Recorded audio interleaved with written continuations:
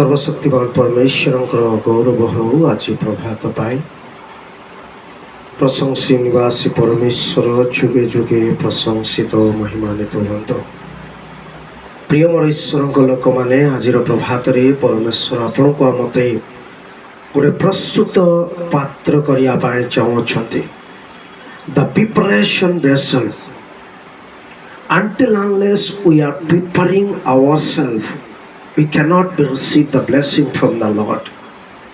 जे पर्यंत आमे निजको प्रस्तुत करिना हो ईश्वरंकर निकटवर्ती हेई पारिना हो आम परिवार रे आम जीवन रे ईश्वरंकर समादर पात्र हेई पारिबा नै। तेणु आज गोटे आह्वान मानक पाई परमेश्वर कहउछंती जे प्रस्तुत पात्र को व्यवहार करिया पाए।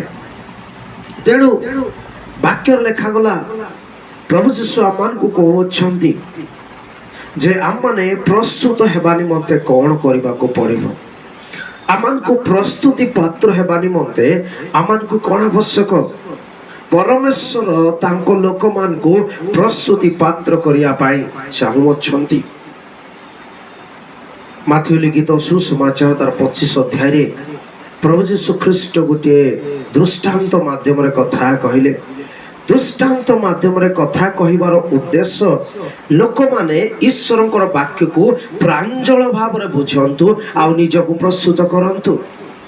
10 जन बाहरिले जहां को साक्षात करिबार उद्देश्य थिला। उद्देश्य क्रम रे से माने जेतेबेले बाहरु छंती सेमानकर दुई प्रकार प्रस्तुति को आमे देखो। दुई प्रकार लोक दुई प्रकार प्रस्तुति दुई प्रकार विषय सेठारे उल्लेख करा जाए। आज जदि आमे पारिवारिक भाव रे अछु व्यक्तिगत भाव रे अछु मांडलिक भाव रे अछु परमेश्वर आपनक मते कहउछते असजड़ा विषय को सजाड़ीबा को हेले ए दृष्टांत माध्यम रे आमे प्रस्तुत हो तेबे आमे बरंक सहित साक्षात करि परिबा। प्रस्तुत लोक मान को परमेश्वर व्यवहार करती। प्रस्तुत सहित धैर्य आ बलर आवश्यक रही।